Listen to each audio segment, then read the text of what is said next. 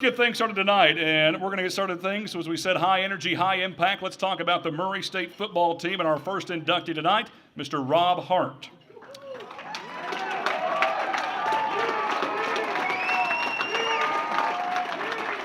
Rob Hart, he arrived at Murray State in the spring of 1995 to play for Houston Nutt.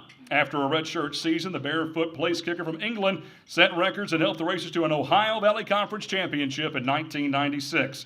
He was a two-time All-OVC selection in 1996 and 1997 and was named an All-American in 1996.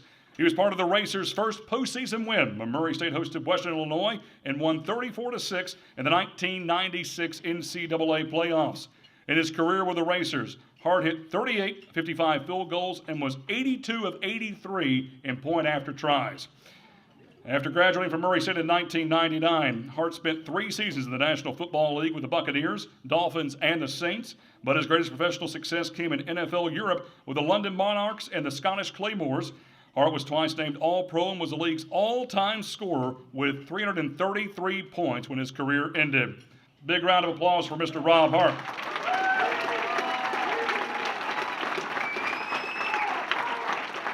But before we have Rob come up, let's keep the round of applause going for his inductor tonight, his teammate, Mr. Wes Shoemate.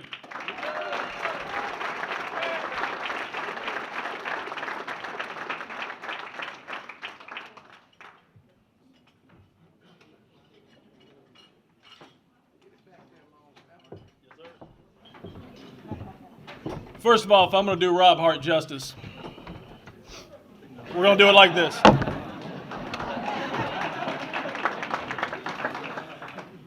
So, those of you that don't know Rob and don't know Rob's story, I have a few lesser-known facts. But first of all, as Coach Nutt would say, isn't this a great day to be a Racer? Yeah, it would. Rob Hart not only was a great kicker, he also, in 1996, I'm kidding, I don't have stats here. In 1996, Rob had 3 tackles.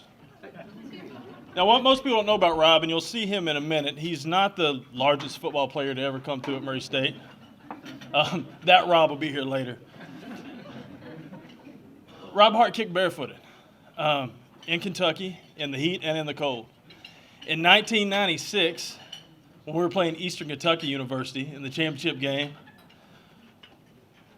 KT was there, Jesse was there, Carson, Greg, Kirk. Dano was still in high school over there. Manny'd already left. By the way, I'm naming guys that are here. This is how much everybody from our team loved each other.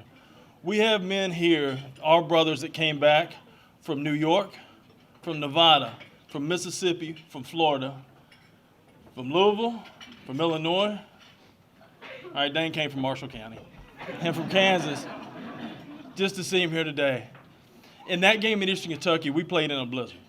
It was snowing. We were in Richmond. We were at Roy Kidd Stadium. We fought all night. We did.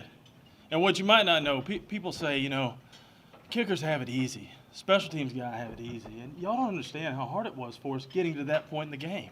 We were chilly because we weren't doing anything to get warm. We were cold. My mom and dad had to stop in a Walmart and get me a camouflage hunting muff to keep my hands warm. Practices were so bad on us that Rob sometimes would teach us how to play foot golf. We'd kick footballs around and play golf. Sometimes he'd sneak off and show us how to smoke cigarettes without getting caught during practice. I'm just kidding, girls.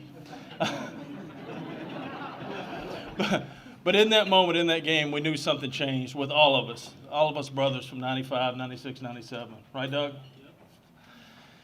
In the last 3 seconds of the game, in Roy Kidd Stadium with Roy Kidd coaching, after Roy Kidd had been so rude to our young coach 2 years before, Rob kicked the field goal to win the game. 3 seconds left. Won us our ring, got us our championship. Was one of 2 kicking All-Americans that I played with while I was here. It's my brother. By the way, if Roy Kidd wants that piece of grass we took, he can come back to my house and get it. But it's my pleasure to be here to introduce Rob to y'all and have him come on up here.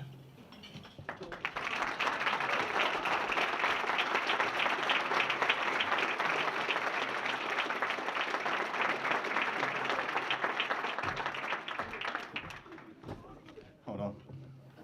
There we go. Just to remind everyone, Wes is a lawyer, so 50% of what he says is definitely fake.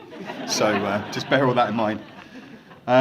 First of all, I want to say thanks to Dave Winder for putting everything on today, because he's done a fantastic job.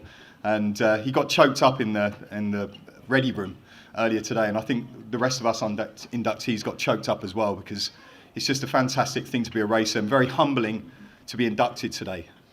And I want to say congratulations to everyone else that's been inducted as well. It is very humbling and an amazing achievement for me and for them as well. So congratulations to everybody else. I have lots of people to thank. I first want to say thank you to all my friends and family that have travelled such a long way to be here tonight. It's really difficult to take time out of your lives and to pay to come across the pond. And I want to say a great big thank you to everyone for coming across. I want everyone that hasn't, if anybody hears a funny accent tonight, they're probably friends and family of mine. So make an effort, please, and extend that southern hospitality to those people, the same as the southern hospitality that was extended to me over 20 years ago. I often ask myself how the heck I ended up in Murray State. It's a long way to travel from Nashville, and it's a long way to travel from England. 24 years ago, I was studying history at Sheffield University. I knew I could kick a ball a long way in a straight line, sometimes, and I knew that I'd love to play collegiate football, but we're talking a time before Facebook, before the internet, before phones, mobile phones, and what I did was I wrote to 25 universities and sent some game tape of me kicking, VHS game tape. And I got a letter back from Coach Wiles, which is right here. So this is the letter from Coach Wiles. It's just a handwritten letter, because obviously Coach didn't know how to use a keyboard. So Coach said, give me a call. So I gave Coach a call. He had no idea what I was talking about. He couldn't understand me. I had no idea what he was talking about. But any great coach at Murray State would do the same thing. You approach Margaret Simmons and ask Margaret Simmons to sort out the paperwork. I've never truly said thank you to Margaret Simmons, and she did sort out the paperwork for me to come here. So I want to use this platform right now to say a great big thank you to Margaret Simmons for all she did for me and also for Murray State as well. So thank you very much, Margaret.